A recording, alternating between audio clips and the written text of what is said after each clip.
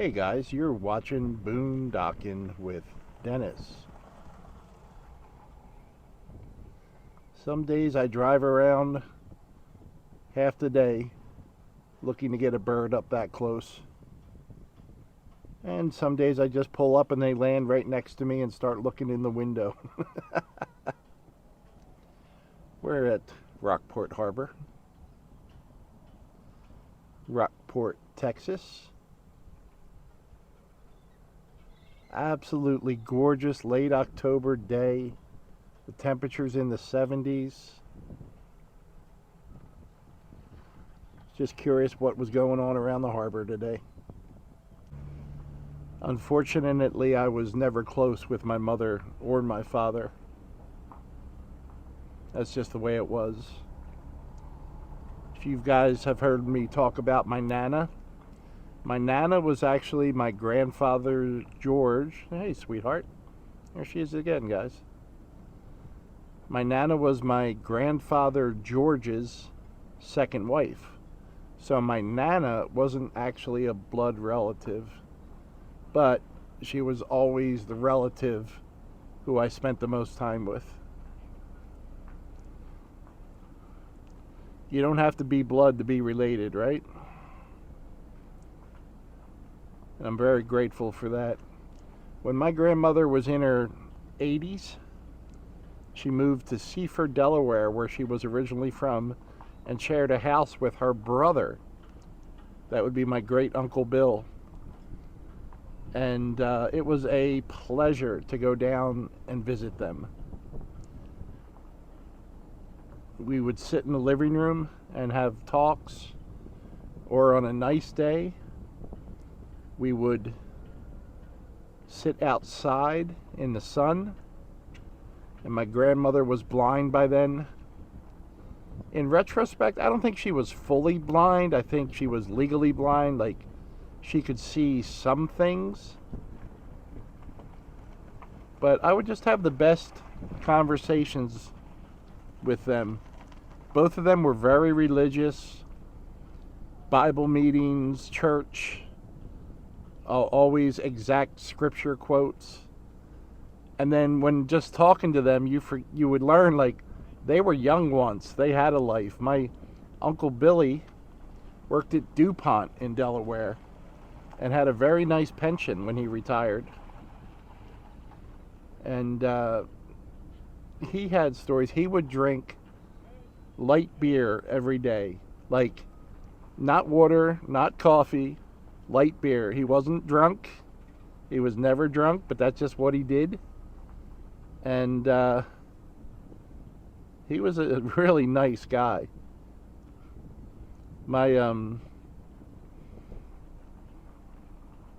was always trying to give me stuff whenever I went there. Because he knew he was getting older.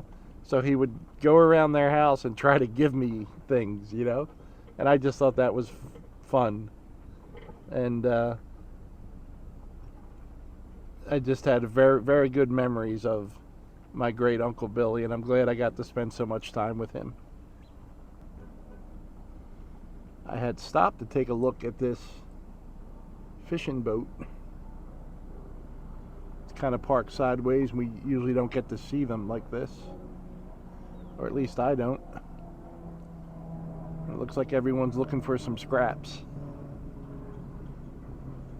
No? You don't want a scrap. You want a whole fish, right?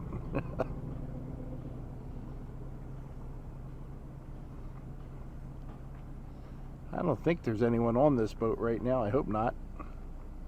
I hate to be creeping up on them and filming them. But I do kind of want to get this new friend of mine. Can you guys make out the green around his eyes?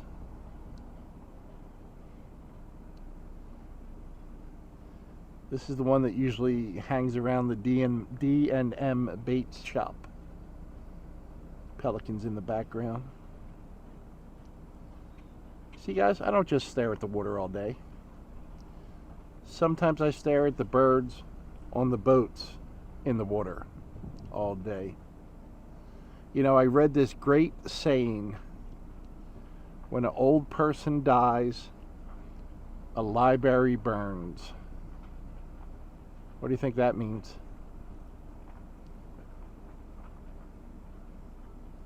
When an old person dies, a library burns. Pretty deep. What it means is when someone dies, particularly an old person, all that information that they had, that they acquired their whole life, that information is gone. And it reflects on how we, in our society, treat old people. We treat them as a nuisance. We rarely treat them as a wealth of information.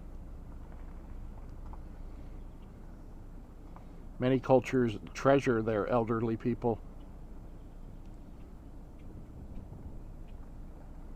Seems like in our culture, it's an inconvenience.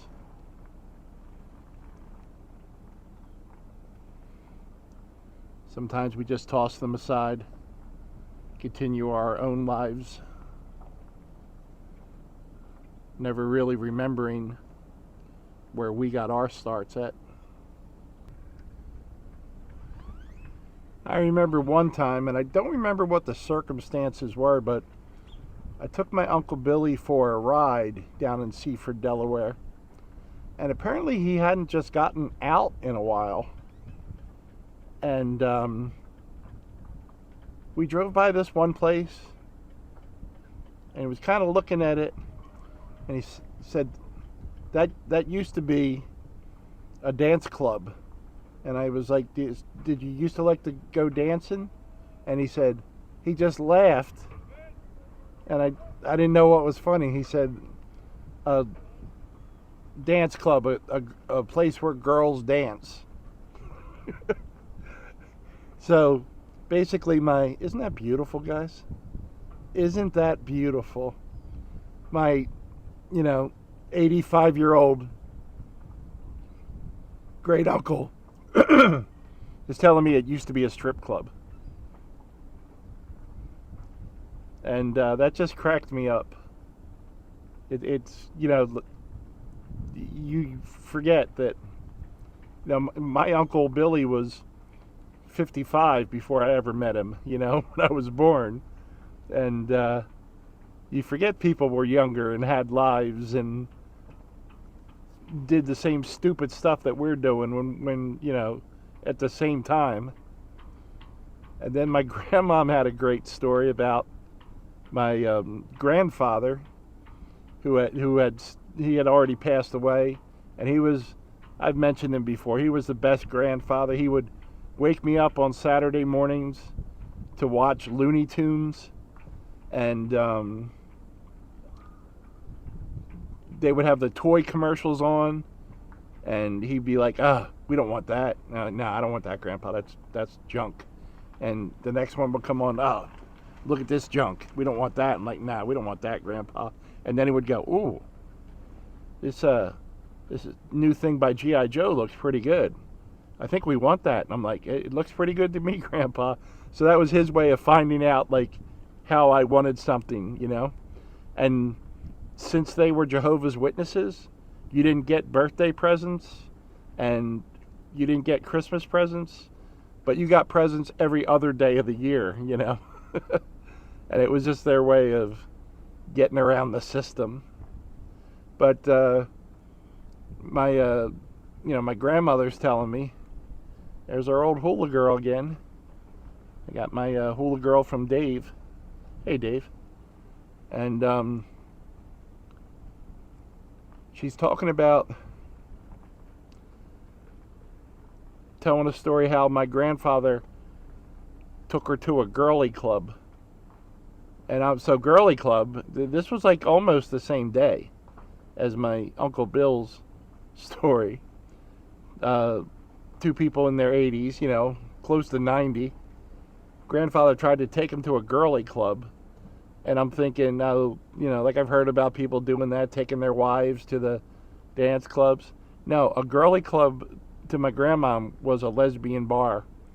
And my grandfather was trying to get my grandmother hooked up.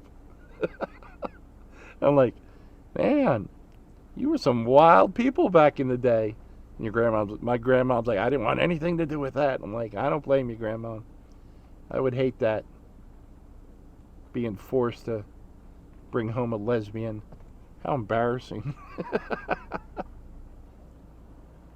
But when they say, when an older person dies, a library burns, I think they're talking about their practical hands-on experience in the world. Oh, guys. Grandma, Uncle Bill, I didn't know when you were telling me those stories I was going to be telling them on YouTube, so you got to forgive me. But this is an absolutely gorgeous view. When my grandmom died, when my Nana died, it changed me for the rest of my life. It was devastating. So, Grandmom, Uncle Bill, I miss sitting with you guys. I miss visiting you. I really hope you're in a better place. And I hope to see you again one day. Thanks for riding along today, guys.